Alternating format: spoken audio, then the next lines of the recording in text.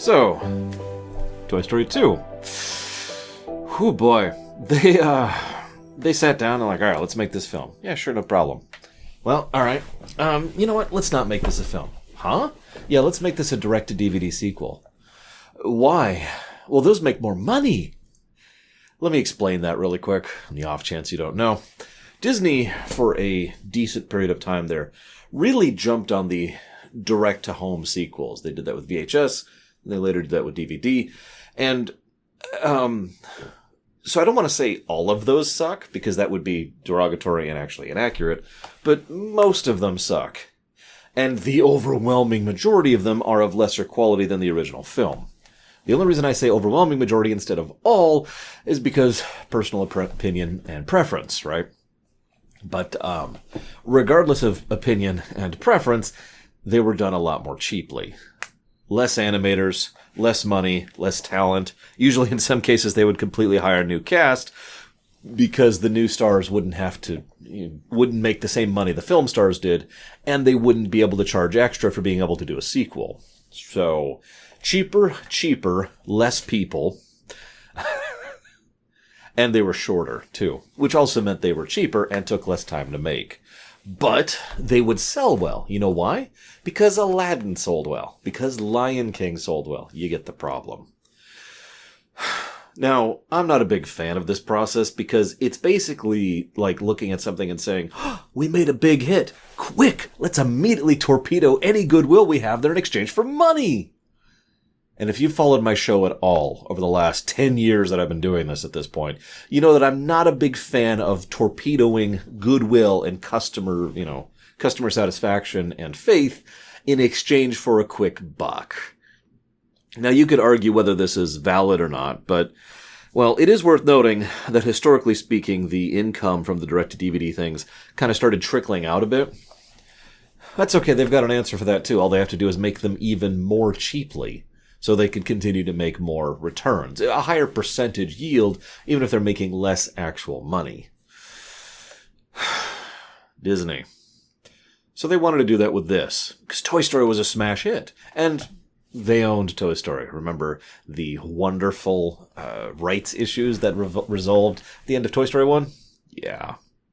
Joe Roth, who was really big on this, he actually is the person who replaced Katzenberg, was like, oh man, I can't wait for this, and I can't wait to push it, it's going to be great, everything's going to be awesome.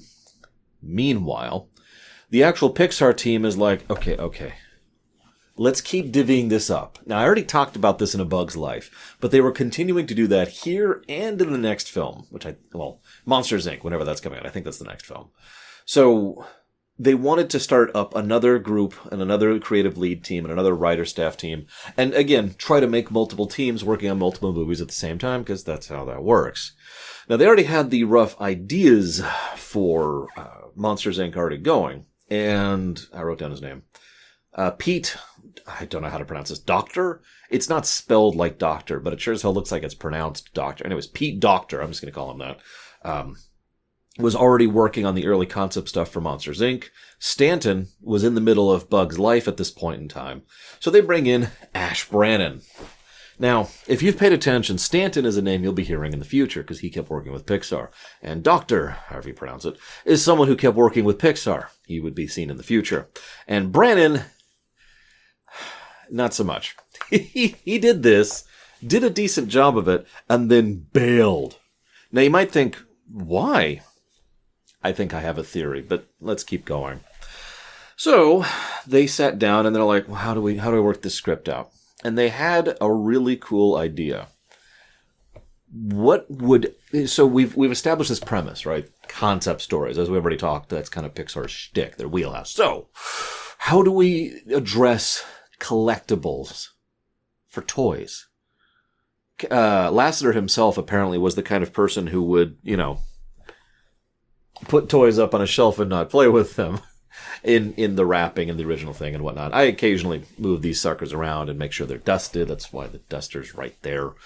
And try to take care of them and maintain them, but some people will just absolutely lock them away. I actually had a friend back in high school who was going to go into film. I hope he got there because he was a cool dude and he had some great ideas, but he used to buy 2 copies every time he would get an action figure. One would go up on the wall, one he would play with, right?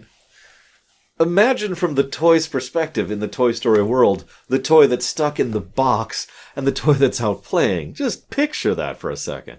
So you can see how the story idea just kind of naturally follows through from that. Remember, Toy Story really is, at its core, always about the motives of the toys, wanting to be played with and wanting to bring that joy to people's lives. That is the core central pillar, and it remains so for all 4 films. So, got it. We've got our core idea. And why don't we add something onto that? And from this, Jesse's idea kind of came through here. Now, I don't know if Jesse was part of the 12 minutes or not. I'll talk about that in just a second. But either way, they wanted to tack on another idea. What happens when a toy outlasts the person? How many toys do you, or your parents, or your siblings, or children, or whoever, have they outgrown? It's probably not a small number. Now, I'm probably unique here. As I mentioned, I didn't really have toys as a kid. I had rocks and video games. So, that's cool. I do have all my original video games with a couple of exceptions that I lost in the move that I've mentioned a few times. But I don't have the toys anymore for the most part. I have all the stuffed animals. They're still here. In fact, this dude right here, got him at, it's Dolphy. It's the little kind of teal one. I don't know if you can see it on the camera. Got him at Circus when I was, I want to say 10. Actually, my mother got him for me in a story that I won't bore you with right now. But I imagine that's kind of the exception. Most people outgrow their toys, and that's fine. There's nothing wrong with that, unless the toys are sentient and sapient. How do the toys deal with that? This is where Jesse's story comes from, and ties in the first major thread that will become a major story arc of the next film, Toy Story 3, that is to say. But we won't really go into that just yet. Kind of feels weird arcing my head up this far, because the new camera position, I don't know if you can even tell, but for me, it's like that much difference right there, so I'm kind of trying to get used to it. Please forgive me. Anyways, so, we got our script ideas, but we need extra time. See, here's the thing. Somewhere along the line, someone at Disney was like, this is great, let's turn this into a film instead of a direct-to-DVD short. Huh? Now here's the deal. Pixar didn't want to make the direct-to-DVD thing. But they were told to, and they still didn't really have the negotiating power to go against Disney because, well, Disney is a massive law firm of death. So they didn't really have a lot of power there. And this is going to be a continuing trend up until about 2007 or so. Right now, we're still in the 90s. Oh, excuse me. So, in order to acquiesce, they made it as a direct-to-DVD film. Then, what's weird about this is I've heard differing accounts about this event. Some people say that Pixar was like, no, we want to make it a movie. Some people say that Disney was like, no, we want to make it a movie. Given that there were a lot of negotiation things going on at this point in history, it's actually quite possible that what we're hearing is just echoes from the two different sides that were feuding at this point in history. Because Jobs and Roth, who I mentioned earlier, Joe Roth, he's Katzenberg's replacement, as well as Eisner, were both actively feuding. And Eisner and Jobs would continue to feud until Eisner would leave the company, actually. And then Iger would come in and be a horribly evil human being. So we'll get there when we get. Don't worry, I do plan to cover this stuff. So as most likely a result of this feud, we're not 100% sure of all the details of what was going on here. This leads nicely into the problem. They wanted to turn this into a full film. They didn't have a full film. Okay, so having already spent all this time and work and effort in making the much shorter short, now they had to do this. All right. That involved a lot of overhauling, but here's where things really go badly. See, they did some tests, and everyone agreed on the same point. The movie sucked. And they were like, we need to bring in the core Toy Story team. We need the core Pixar team, the group that up until now hadn't really been working on this, because they had cycled this off to get another studio working on this to keep the three studios thing going, like I already mentioned before, keeping multiple movies going at the same time. And so they bring in the original staff who is immediately out of working on A Bug's Life, immediately after working on Toy Story. A little bit of a burnout problem. They come in and they look at it and they're like, yeah, we can overhaul it, but we're going to have to overhaul pretty much the whole film to really make this work. And we're going to need an extra 12 minutes of footage. Disney says, okay. And Pixar's like, no, you're not listening to me. We need to redo the whole film. Like, we've got some assets and we've got some art design, but we have to redo the whole film. Okay. We don't know the exact reason, but Disney and Jobs were totally unwilling to budge on the release date. That's the problem. If they just delayed Toy Story 2, no issues. But they absolutely 100% refused to delay. And they were contractually obligated to push out the movie. And Pixar, and I don't blame them on this, decided they were unwilling to put out the movie that Toy Story 2 was. They would never attach the Pixar film to a subpar sequel. I'm sorry, I'm looking forward to reading the behind the scenes of Cars 2 and Cars 3, because while I've seen those movies, I don't know why, as in why they are what they are. Anyways, so you don't want to compromise on the quality of your film. You can't move the date, and you have to make the film. They made Toy Story 2, not 100%. Again, a lot of the art assets were done, so a lot of the core, not rendering, but the modeling was done. But they had to do all of the animating and the storyboarding and the script rewrites and the re-recording of the lines in order to accommodate the new script in 9 months. This is the first time crunch reared its ugly head for Pixar. Now, I know most of you are probably sick and tired of hearing of crunch, and that's too goddamn bad because it is a legitimate and actual problem. And has been for way too long. It has been entirely too ingrained into society, especially at the corporate level here in the States, and is a legitimately toxic mentality to be stuck in. Here's the funny part. Pixar had a very anti-crunch approach prior to this film. In fact, there was a maximum amount of hours you were allowed to work a week. If you started to get to that point, you were told to go home. If you got to that point, you were sent home. Which, for the record, totally in favor of. So, they crunched for 9 months. There have been studies and behind-the-scenes research into just this 9-month period. Investigative, trying to showcase how bad it got in such a short period of time. People having actual repetitive stress injuries, some people developing carpal. There was a few incidents. The most well-repeated one is the gentleman who accidentally forgot his kid in the car because he was so brain dead and working on autopilot that he forgot his kid in the car. The kid was fine, don't worry. But none of this was good. And as a direct result of this, something started to change at Pixar. Pixar looked at Disney and was like, we need to be rid of them. We've made our money. We are successful. We have a brand. We have a name. And this is smart, actually. Even though they didn't really own the rights to certain things, like they couldn't really do a Toy Story 3, who cares? They're Pixar.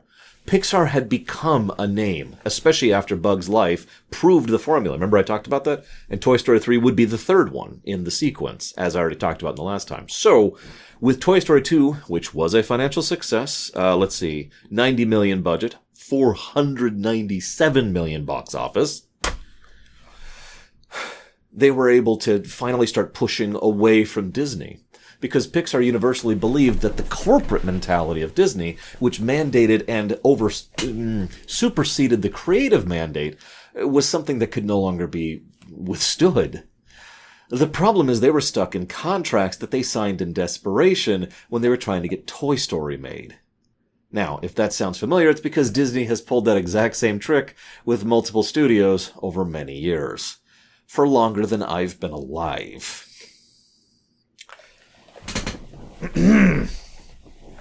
Disney.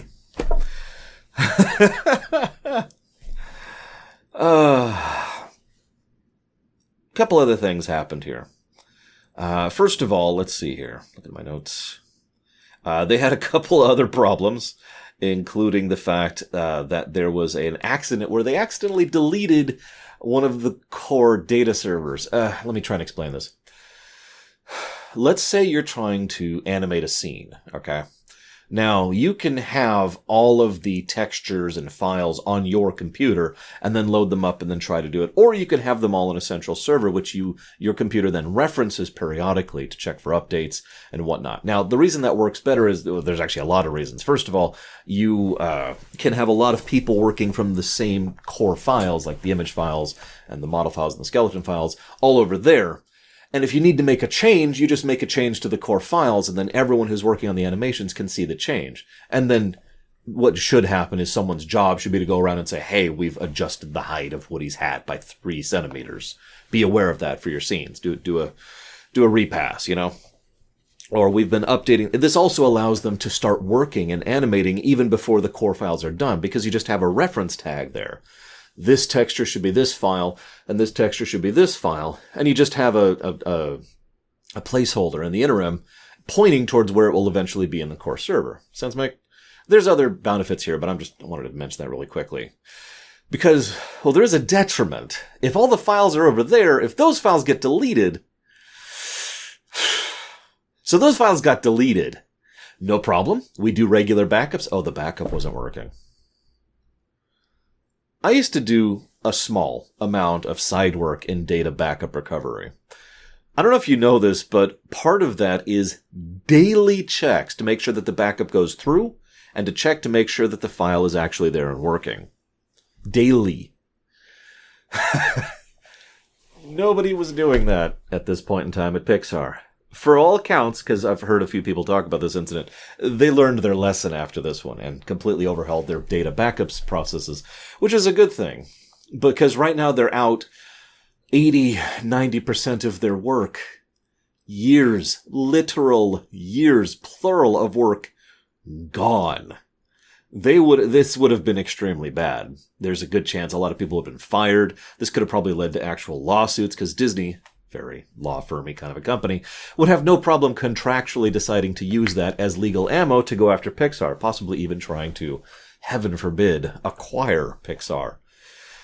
So, as a direct consequence, they were screwed, right? One of the women who was working from home, by total coincidence, happened to have local backups. She had been pulling the files, all of those reference files, to her. So while her files were a little bit out of date, because they weren't being updated with the central server, or the core server files, she nevertheless had the files at all. So rather than being pushed back 2 years, they were pushed back like a couple of days. Whew. I can legitimately imagine what that relief would have felt like. Holy crap. By the way, I have a data backup right over there. And the backup to that backup is in my closet. And all I do is make YouTube videos for a living. Well, and streaming, but, the primary part of my show is the streaming. But you get my point. I back up all that stuff, and then I back up that backup periodically because Exhibit A. So that hurdle's covered. Whew, okay. No problem. Now what do we do? Hang on, let's see. What do we got here? Okay, so now we've got to come up with new technology. Particle display is something that they were working on for a while and never really found a medium they were happy with. You notice how they just started to get water renderable in A Bug's Life, whereas previously, over in Toy Story, they didn't do water at all. They couldn't. It was just outside of the bounds of the technology at the time. So they keep pushing it forward, and once again, they decided to try and come up with a new tech for this particular film. It's a really minor tech, and they only use it for 2 scenes. Dust. When Woody's up on the shelf, there's dust there. And when Jessie is under the bed for an extended period of time, there's a layer of dust on her as well. Rendering that added a believability thing, but it also gave them a new tool in their arsenal. Now they could render particles. And what I mean by that is they would render a particle, then they would apply a formula to it to vary it in very small ways, and then multiply it by several thousand. And then you can do things like snow, for example. Or fur. Foreshadowing. Anyways, so, having come up with all that, we're good. Everything's cool, right? So, negotiations weren't going super well. And this is also when Pixar wanted to take more of a percentage, more control over their creative work and claim a larger percentage than the 12.5 they had been allotted. And we'll come back to that debate, that legal battle, the contract battle, is something that would literally rage for years, as I've mentioned a few times. So forgive me for just kind of mentioning it a little bit as we go, because it just kind of keeps coming up and then going on. But, real quick aside, I mentioned how, I was going to pull up to this point. They desperately wanted to be free from Disney. I mean, who would blame them? They wanted to make their own stuff. Now, I do think creativity unfettered is a bad thing. I've said that before. I've reviewed Cyberpunk. And, there are other works that it's like that too. You need a manager. You need an organizer. You need someone to tell you where the limits are and to help keep you coordinated and focused and on task. I firmly and legitimately believe in the value of good management. I always have. But at the same time, there is such a thing as entirely too much management. And what Disney was doing was pretty unarguably too much management. Oh, by the way, you're probably wondering why the 9-month deadline. We don't actually know, but by all accounts, it was probably the toys. How's that for ironic? Because they had already made contracts with all the other companies, including Mattel this time. And all the other companies already had set up their lines and their factories and their designers to produce all the toys based on the characters so that they would then be able to sell them at a certain street date. And they were unwilling to budge, so Disney was unwilling to budge. So 9 months, we need to get separated from them. The long and the short of this is Disney would be pushed further and further away from control of Pixar, right up until about, like I said, 2005-ish. It's kind of vague because there was a delay there, which we'll talk about when we get there. But the long and the short of it is Cars was supposed to be the very last film that had any connection to Disney. Let's keep that in mind for later. So, film comes out, smash success, again.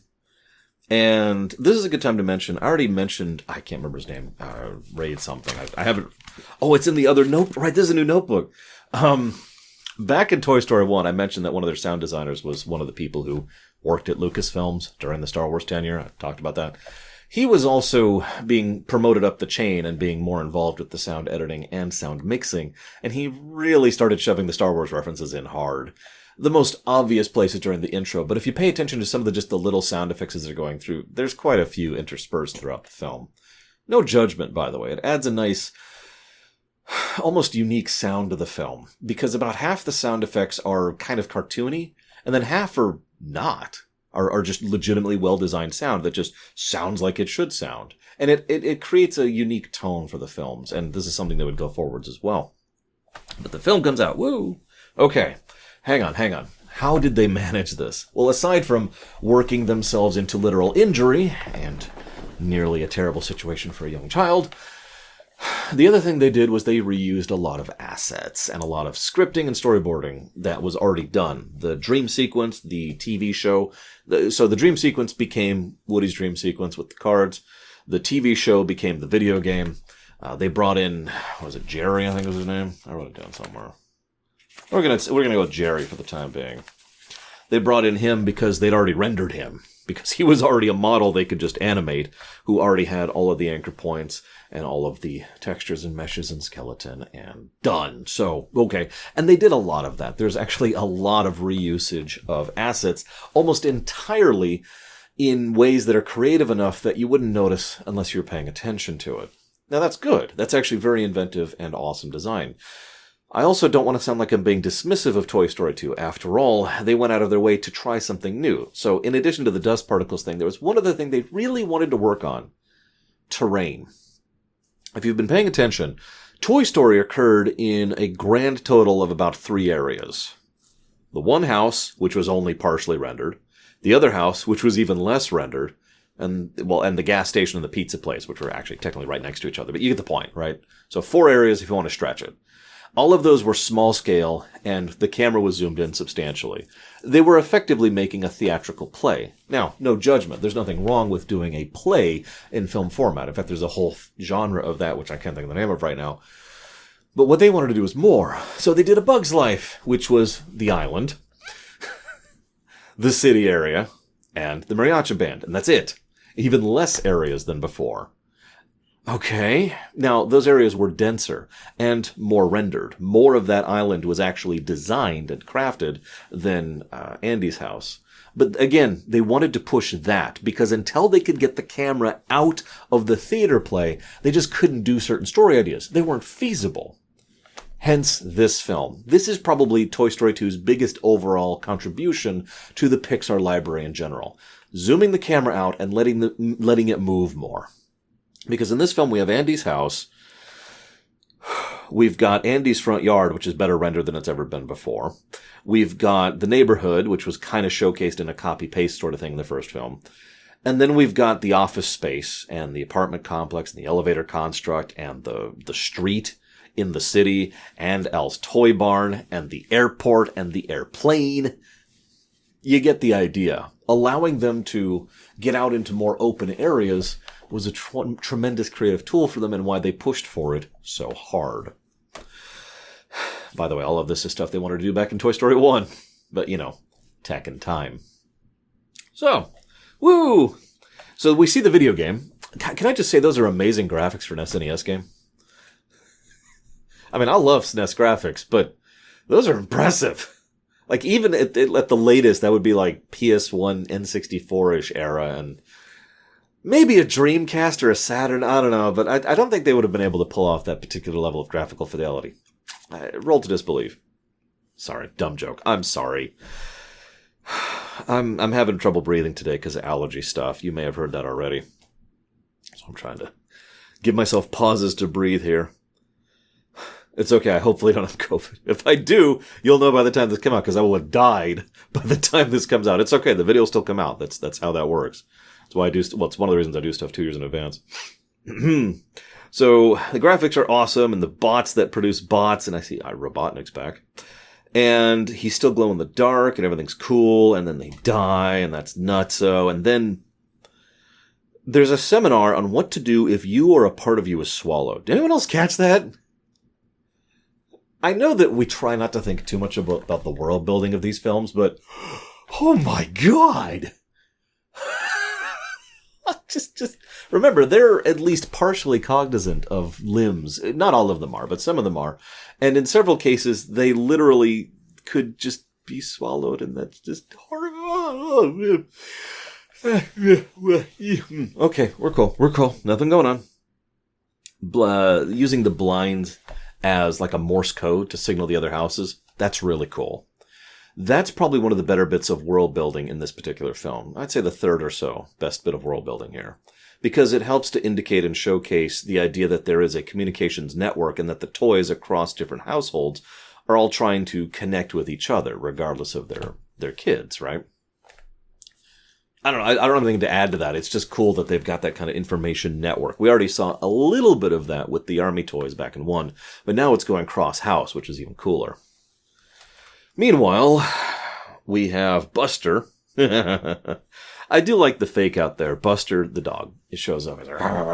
No, he's totally cool.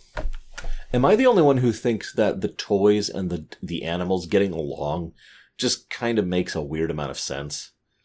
I mean, neither of them are fully human, but both of them are intelligent and clearly communicative, and you could see how it just kind of lines up. I don't know, it just makes sense in my head. And I kind of like the fact that Buster can understand them and works with them and is far more of an ally than not. Also likes to play a game of Finding Woody, so that's amusing too.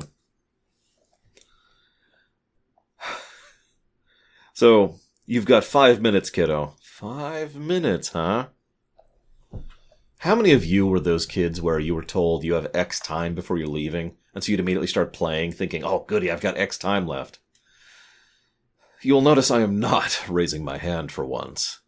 My niece, on the other hand, pulls this trick all the time, even to to last week, actually, would be the most recent time. Can I have I've got 5 more minutes, right? No. Kids. So, let's talk about the fact that shelved is a verb with connotations behind it. Now, obviously, it has a literal meaning. You have been put on the shelf. You've been shelved. But you can tell to the toys it means something else entirely. Everyone is horrified. Oh my god, Woody got shelved. And the implication is, well, what I alluded to earlier. That you put a toy up on the shelf, that means it's just going to sit there. You're not going to play with it anymore. And imagine, once again, the core pillar of all the Toy Story films is that idea of them wanting to be played with and wanting to give joy and happiness to kids. Well, you're up on the shelf. And that happening to Woody, of all people, you can see why this terrifies them so much and why they act like it's such a big deal. And Woody, being Woody's like playing it off. No. But obviously this is getting to him more than any of them. He just has to put on the brave face. We also see Mr. Weezer up there, the penguin, and the dust. Good particle effect, by the way. But, ooh. This is also an interesting bit of foreshadowing. Later on, spoilers, there will be a plot thread about them going to a museum. Now, we can speculate on that, and I do plan to bring that up again when we get there. But imagine being stuck up on a shelf, in a nice big fancy shelf, in a museum, forever. Never again to play with kids. Now, that may not sound horrific to you or me, but again I want you to put yourself into the shoes of a toy, whose central, core principle would be denied by such a thing. And you see how the collector's theme kind of starts to get into this as well. You'll notice this is the film that probably has the least applicable themes to real life. Whereas most of Pixar films have themes that easily translate to real life concepts. In this case, it doesn't apply quite literally. I do plan to bring that up later, though. I just wanted to comment on that. Anyways, so, speaking of things that are horrifying to toys, yard sales. Now, this is funny, because we've already established that birthdays and Christmases are terrifying, for fear of the new stuff coming in, which may cause issues for the current. But a yard sale should be equally, if not more terrifying, by virtue of what is leaving. At the same time, there's an interesting asterisk to this, isn't there? Because on the one hand, well, yeah, the yard sale is terrifying because you're leaving your home. But on the other hand, if someone else buys you, that is a chance of someone else finding you and you being played with again, going back to your core purpose. The problem is that is a chance. It is a pure gamble.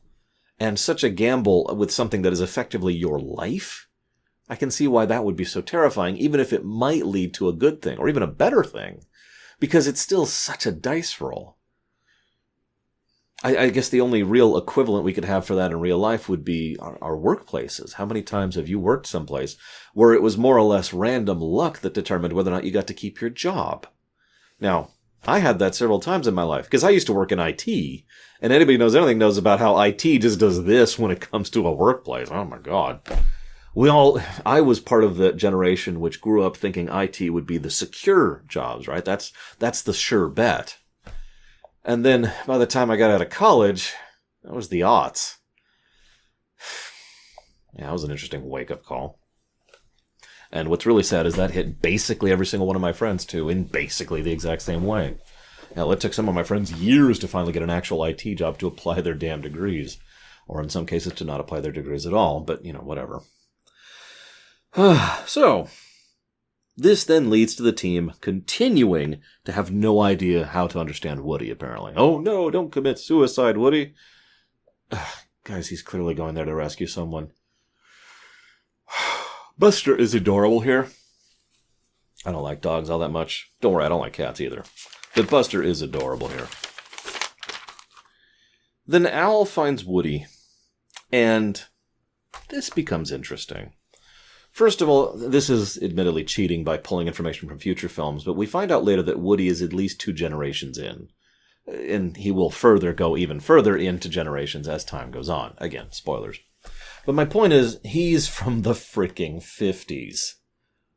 He's been around the block a couple times. He's sort of used to this. But I bring that up because there's a line they mention here. Oh, that's an old family toy. We're not getting rid of that one. There's implications and ideas there, and, some people have put out theories which have been torpedoed by other people, and the backstory has been debated for some time. I actually bothered to look it up for this film, and couldn't find a codified backstory that was actually stated by the creators for Woody. I found a whole bunch of theory ones from people who worked at Pixar, but were not actually from the creators, and in at least one case was actually shot down by the creators. But the long and the short of this is that he is an old toy. So of course she doesn't let him go. He then offers her $5. Then he offers her $50. We get the impression that Al likes to go to random yard sales specifically for this reason, to try and find any old toys that he might profit from. This is the thing. Al is not a collector. He's not. He's a merchant. He is someone who is trying to make money, and that is his goal, his only goal.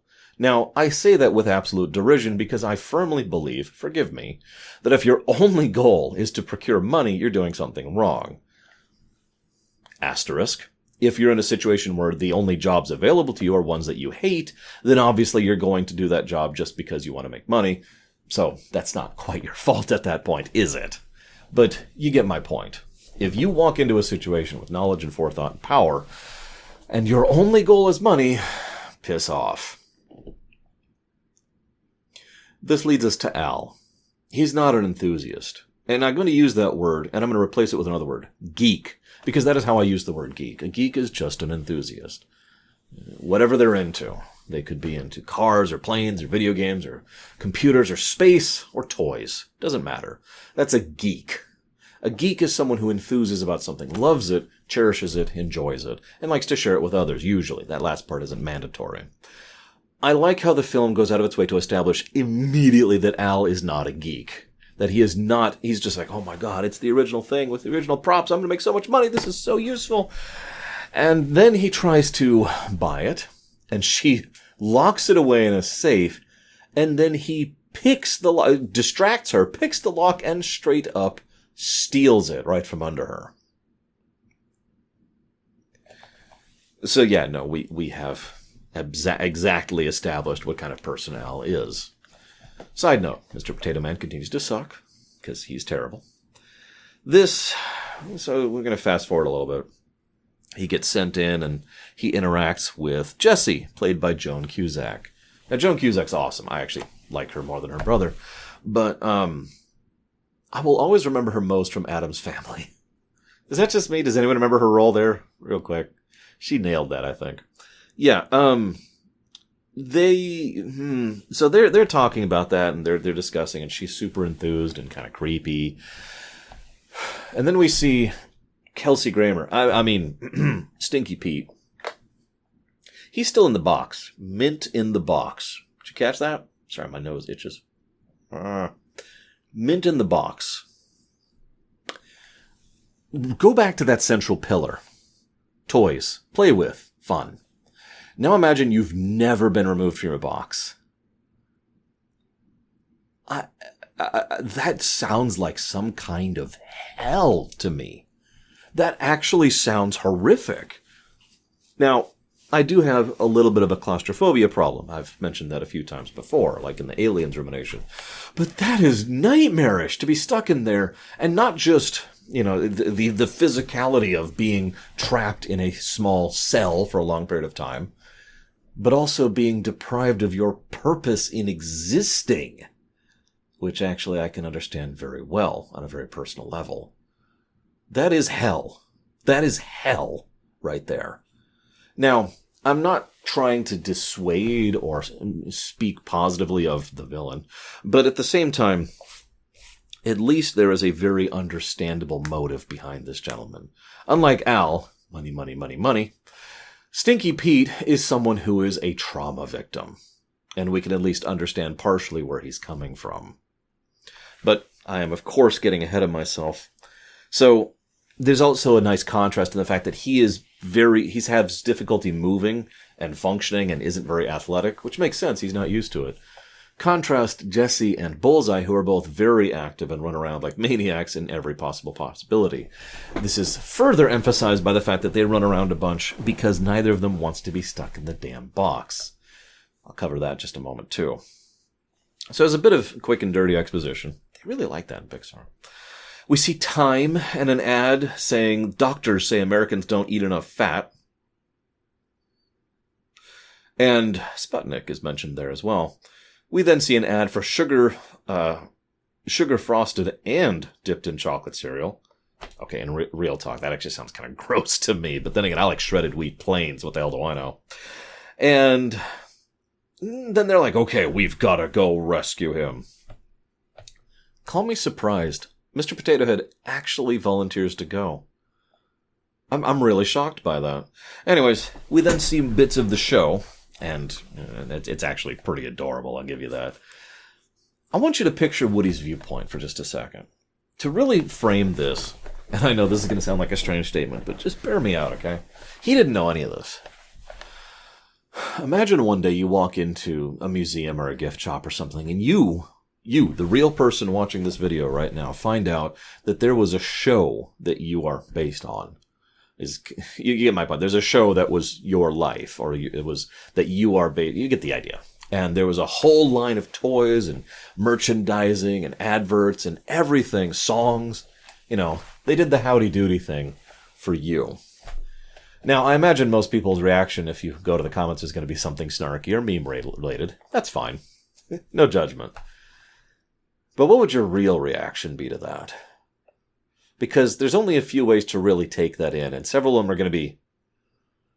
Woody's is actually rather subdued, but at the same time, and Tom Hanks nails this, he does the low, quiet tone very well. It's one of his better acting points, I think. Tom Hanks is just like, wow. And it's like, it's this kind of surprised, happy, but mostly just kind of in shock thing. It speaks very powerfully in the wake of Toy Story 1. Remember, one of the big points of Toy Story 1 was the fact that, at the end of the day, Woody, well, he didn't really have a lot of self-esteem, did he? Oh, sure, he was in charge and he talked big, but he knew that he really wasn't all that special. The only thing that made him special was Andy. He was just a random doll with one voice box, and that's it. As he himself said, how could he ever compete with someone like Buzz Lightyear? And the truth is he couldn't, objectively. If you're paying attention, this is a similar thread to what Flick goes through over in A Bug's Life. And we'll see this in the future, too, because Pixar likes to hit this point. It's understandable. It's a very relatable point. But my point is, now imagine this person who has gone through all that crap, who has all that worried about himself. And remember, he very recently got injured and put up on the shelf. So you could see how those fears and those worries not only haven't gone away, but they've been reconfirmed, reestablished. Weight has been added to his fears. The only thing, and I'm not sure he was even aware of this, but the only thing that might make him feel less afraid is the fact that Andy's mother flat out adamantly refused to sell him, even when offered $50 for it. It's worth noting he's probably worth more like $2,000, so that doesn't surprise me. But the point remains. So in that circumstance, thinking so little of yourself, constantly being afraid of your position and your purpose, then you see that there's this whole thing. And it's all about you. Now, I keep putting this in quotes because it's not actually about Woody. He's just one of the Woody toys. But you get the point, right? It's all his shtick, right? There's a whole deal there. Now, how would that feel?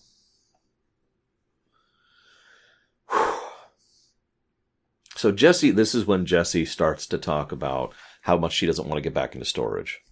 I just talked about the claustrophobia thing. Now picture you're stuck in a box in a bunch of packing peanuts for a long, long time. Later on in this film, forgive me for spoiling, but later on in this film, there's a bit where Jessie is once again in a box, and when she's let out, she is curled in the corner, terrified, huddled, and shaking. Of course she is. God, that's got to be just the most horrifying feeling. To finally be let out and free and happy and okay, back in the box. Get back in the box. I'd make a Divinity Original Sin 2 joke, but I imagine most of you wouldn't get it here. This is nutso.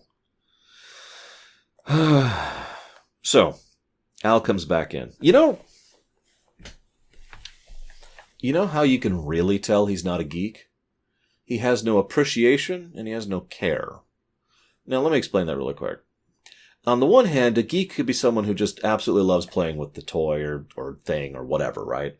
Now, that can involve damage to the thing because they're so enthusiastic, but they care. That is to say, they appreciate it, sorry. They show care by making sure it's properly taken care of. The maintenance thing that I've mentioned several times that Andy did. Now, I bring this up because if you pay attention, Andy and Sid both show both sides of this. Andy showed care, Sid showed enthusiasm, and both of them had fun with their toys in their own ways. Well, Al does neither. He's not here to have fun, he doesn't care, and he manhandles them constantly. And he only tries to pose them in these stupid things and close the box, and it's also a cheap stand and cheap box, by the way, because he's a cheapo, in order to try and make money off them once again. This is completely ignoring the fact that he so casually handles them with hands covered in Cheeto dust. Now, I know that's kind of a cliche or whatever you want to call that, but and I know I'm a little bit more clean-centric than some people I know, but I won't even have popcorn grease on my hands when I'm working around my computer. I will finish eating my popcorn, and then I will get up and go wash my freaking hands before I touch anything. I've been doing that since I was a child, because I don't want Cheeto crap over my SNES controller, you know? Or my NES controller, actually, in my case. But you get the point. Some of my friends, oh, nah, and that's just nasty. That's ignoring the fact that what I didn't understand at the time was that also means those things don't last. My NES controllers still last. They still work. I can't prove it because the NES isn't up on the display. I've been thinking about actually putting the consoles up here. I have a way to display them. I just haven't decided if I want to do that yet. You know, set design. Nobody cares. I know. Moving on. So, there's several sections in this film which are enjoyable, but I don't have much to discuss. They get a laugh out of me. Like little gags, like when they're going up the elevator and it's like, I'm going to let go of the thing. He wouldn't. Juan, he would. You know, that got a laugh out of me. Or the section where they're sneaking across the blocks in order to get to the Al's Toy Barn. And as they're sneaking, you know, he's like, did Woody give up on me when I was held by Sid? No. Did Woody give up on us when you threw him out of the back of the moving van? Oh, you had to bring that up. That got a laugh out of me. And there's several sequences and little jokes that get a laugh out of me that I just don't have much else to say about. In most cases, almost all of these jokes are a matter of presentation and timing, not really humor in the sense of a joke. And that's okay. I tend to like presentation humor, and I tend to like timing humor. I've actually already analyzed and dissected humor in some other works I've done, so I'm not going to go a full diatribe here. I just wanted to mention that, because most of it is all down to the comedic timing, which they do pretty well. Credit where credit is due. Meanwhile, traffic cones. You know, I'd complain about the bad drivers in the Bay Area, but because, you know, I've been in the Bay Area, I used to live in the Bay Area, but wow, these people are terrible drivers, and that is a lot of damage for them just crossing the road. Anyways, so Jerry shows up, starts cleaning Woody. Random thought. Does that feel like a spa treatment to a toy? I mean, it's kind of horrifying, and they show it in a horrifying light, you know, getting the isopropyl on his eyes and cleaning him out and all that. But at the same time, he's a toy. I really do wonder if that's the kind of thing that would just be like, you know, relaxing to them. Just food for thought. There's also a bit I have to comment on because I'm primarily a video game person. That's true in real life, not just professionally. There's a bit where Rex is like, they make the games so you can't beat them without strategy guides. Now, that's not really true. I would argue very strongly that well-designed games don't have that problem. However, there are a fairly large number of games that have what I call walkthrough-itis. AKA, you need a walkthrough to know what you're doing, or someone tells you, or you've played the game before, right? And it's a pretty big problem for games, ironically, especially in the SNES era. The thing is, the reason I have to comment on that is because, man, you remember when that was the only thing that gaming companies were doing to screw us over? Weren't those the good old days? Anyways. So, Buzz 2 shows up. Way overstocked, by the way. Nice little jab at the toy makers. And Buzz 2 has the exact same issues from Buzz 1 that Buzz 1 used to have. call me a weirdo, but I'm going to go ahead and say that this is... So, I gave my theory about why Buzz was the way he was, and about why toys are the way they are, back in Toy Story 1. A decent amount of that theory actually comes from the way Buzz 2 operates in this very film. Because he operates in more or less the exact same manner, and so does Zurg, until the two start to coordinate, and then... So, I've always kind of thought that that's the general direction that was going from. I always wonder what happened to those two, but we'll talk about that later. Maybe. Anyways, so then there's the Barbies. Lots of Barbies. Holy crap. Poor Barbie tour guide. Hold your questions until the end of the tour. I mentioned gags. I'll give you the dinosaur overboard gag, the Jurassic Park reference. I tend to like referential humor. And forgive me for discussing humor for just a second. But referential humor, in my opinion, tends to work on two axes, okay? One is the more esoteric the reference. So if you reference, Monty Python or Star Wars or something really obvious, like Will the Force Be With You, that's really low on the scale, and thus the overall impact is much lower. If you reference something really unknown, or in a way that only people who are familiar with it are going to get it, well then it's like, aha! And that tends to increase the overall enjoyment. But the second axis is how exactly the reference is used. This is a little harder to track mathematically. This is something you could just assign a number value to. This is a little harder to. But if we could assign a number value to it, this is how it's applied. If someone walks up in the middle of a film and says, "May the Force be with you," then that's terrible. There's no good reference there. And I don't have an example off the top of my head, but if they use it in a clever way, in a way that makes sense for the scene that's happening, in a way that actually lines up with what's happening, then that's more clever and further out here. And thus you can see how these two things increase the overall relative enjoyment of the particular reference. With me? And thus something really esoteric that's used very well, or would do very, very well, would be way up here, and something that's esoteric that is decently presented would be over here, and then something really well presented that really obvious would be down here. All three of those are still a good overall value. With me? The reason I bring this up here is this is a relatively normal reference. It's something that a lot of people are going to get, the Jurassic Park reference, especially when this film came out. But at the same time, they do a decent amount to set it up, and they do a decent amount to pay it off. This is, I'd say, middle to high usage of the reference. Hence, decent value, and people actually getting a laugh from it. Sense make? Well, you guys and gals and everything in between asked me to analyze humor several times. So I did my homework, okay? And I'm every time that comes up, I've been trying to use it. It doesn't come up in my job all that often. And when you discuss humor with your friends, the conversation dies very quickly. Oh, God. I think I'm getting boring. Now, today, we will discuss the exact measures of the types of humor that exist within flatulence. Chapter 1. And Chapter 1 is probably my least favorite part of this film. Buzz 2 is this. It's something that pisses me off most over in Star Trek. If you've watched any of my Star Trek stuff, you've seen me complain about this probably at least somewhere, because it shows up at least once per every show I've ever covered for Trek. And that is when someone has been mind-controlled or replaced by a duplicate, or is on drugs, or is drunk, or something, is not their original self. Nobody notices. And God Almighty, I hate that trope so much. And the more I see it, the more I hate it. It's gotten to the point now where when I see it not done, it's like a breath of relief. Oh, thank God they're not doing the trope.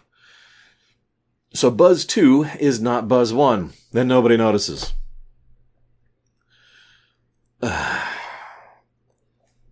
Whatever. That being said, Buzz's fate is legitimately terrifying. He's strapped in and locked into a box, fully aware and cognizant. Thankfully, he gets out relatively effortlessly, but ugh, I remember when I first saw that in the theaters, and I basically shook in just the manner I just did. It was, God, that's horrible. And of course, it could only go worse from there. Imagine he got bought by some random kid and just, or worse. So, Jesse wants to get one last look at the sun.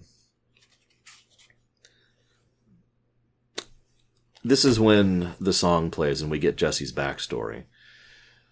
In many ways, I feel like this is a precursor to the beginning of Up, which I've already covered by this point in time. A couple of years ago? Year ago? Something like that. And that... brilliant. That is absolutely brilliant. This isn't as good, but it feels in many ways like a prototype of the same construct that the Up intro was. Effectively no dialogue. Just a song and visuals. Now, the lyrics in the song give it away, whereas in Up there were no lyrics. You just had to pull it from what was going on and the excellent cinematography on display.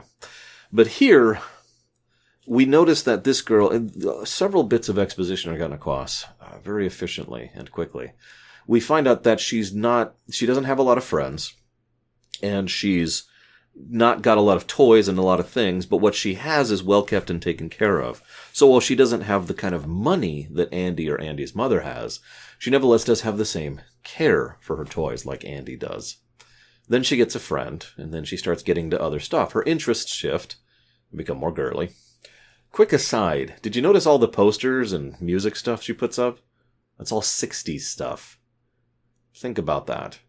This film occurs when it came out. That's the timeline. That's why Toy Story 3 actually occurs many, many years later, because Toy Story 3 came out many, many years later. They've kept to that pretty consistently with the four Toy Story films. So that means that she's been dealing with this problem for in the decades range. It's also possible that she has been in storage for the decades range.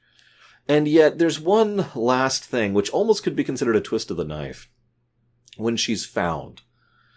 Now, I've talked about this concept before. In fact, I've talked about this concept a couple days ago in one of the other ruminations I did this year. It was aliens. It's when things are bad, but then there's the relief. It's okay, it's okay. And then you find out, no, it's much worse than it was. That feeling, that hope spot, is just horrific. It's just one of the worst feelings. And that's what she goes through. Oh, thank God she found me, and she can be my kid again, and everything's going to be great. And then she's put out with the box, along with all the other things to be donated. Now that's the twist, and that's gotta hurt so much. And I don't blame Jessie for not catching on to this, but you notice that she actually took her out to a donation front so that she could get out there and be a toy for someone else, instead of just tossing her in the trash. Let's be honest with ourselves. Plenty of kids, and I've seen this personally, will just toss toys when they're done with them, or when their parents call to them to do that. Or they'll do a yard sale. Not that that's really a thing anymore, but you get the point. It was back then, wasn't it? Interesting. I talked about the Pixar tears back in A Bug's Life. I think I'm going to go ahead and beeline this as the first Pixar tears scene. I'm curious how many of you pointed this scene back when I asked that question a couple weeks ago in A Bug's Life, which is earlier today by my perspective. But I think this is definitively the first time the Pixar tears really comes in. The moment, the emotional core moment that just gets you right in the feels. That is one of Pixar's hallmarks now. It'll actually be interesting to see how this moment, or if this moment is carried forward from this point going on. Because I didn't even remember that. I didn't even remember that hitting as hard as it did until I actually rewatched this film, and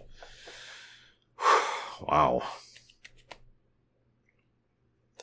This is also the first time Toy Story, in my opinion, officially embraces what would eventually become one of its major themes, and would arguably be the major theme of Toy Story 3, Parenthood. So I mentioned earlier that we don't quite have an equivalent for what the toys are and how they feel. There is something that comes close. I'm not saying it's lesser, I'm saying it's different. And that is being a parent, being a primary guardian for a younger person. You know, whether it's an older sibling, or it's a very close friend, or it's an uncle, or it's a parent. Someone who has that bond and just wants to be with that someone and watches it slowly slip away over time. Sometimes it slips away into something new. Some people have pretty good relationships with their parents. Sometimes it goes away entirely. And that depends on so many different variables. And it's always that risk, isn't it? I'll come back to that a little bit later. For now, this gets us back to the big crisis Kunishi, the gentleman in Japan, wants to buy these suckers for his museum. Side note, Kunishi's a geek. Even in the very brief interactions, most of which we hear the other side of the conversation from, he does actually have a voice actor and you can't hear his voice a few times, but even from these extremely brief interactions, you can tell automatically that Konishi is a legitimate enthusiast, unlike Al. If nothing else, it makes me think that the museum fate wouldn't have been terrible, even though it could have been terrible. I mean, it's really easy to see how that could go badly. I mean, if nothing else, what if the security cams were always on so they could never move? Anywho, so, we have some good gags. Use your head, bonk! And there's also this nice bit. So, they've been mistaking Buzz this whole time, and then, the real Buzz, Buzz 1 shows up. They're like, Buzz? And thankfully, rather than having the whole, oh my gosh, which one is one thing, which, again, always irritates me, instead, Buzz just pops the helmet on the other one, and then shows off his shoe. And it's like, Buzz! Thank you, Buzz. It's funny because Buzz consistently has a brain until the 4th movie, in which case he spontaneously loses it. I'm not sure where that came from, but whatever. This,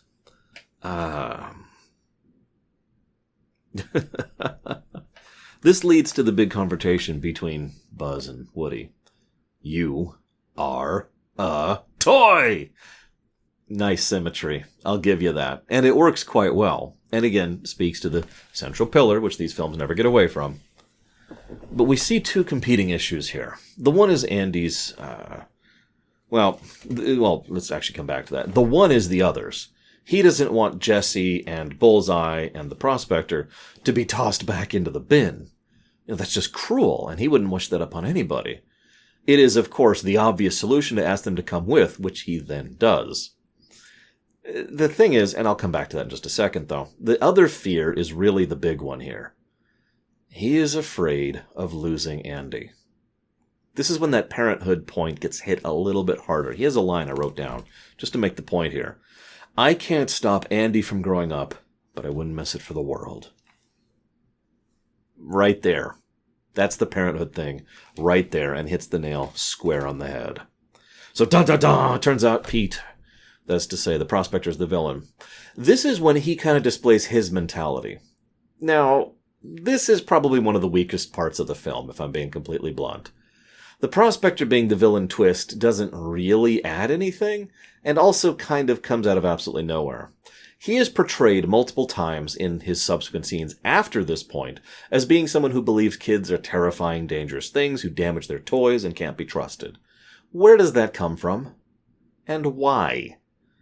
Now, we could say that he just became effectively paranoiac while he was stuck in a jar the whole time, but the thing is, what really weirds me out is he has a line, I spent a lifetime on a dime store shelf watching every other toy be sold. Never again. Now, that makes sense.